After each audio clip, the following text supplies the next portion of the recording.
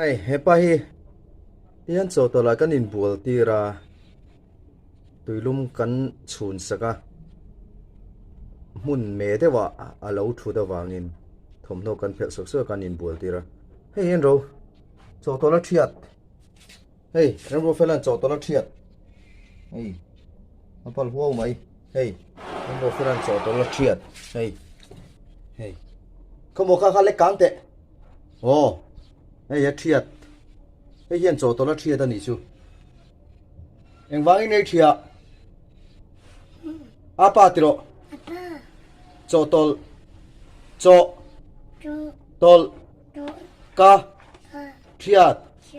to lo ang apa chaw tol ka thiat to lo wang tiro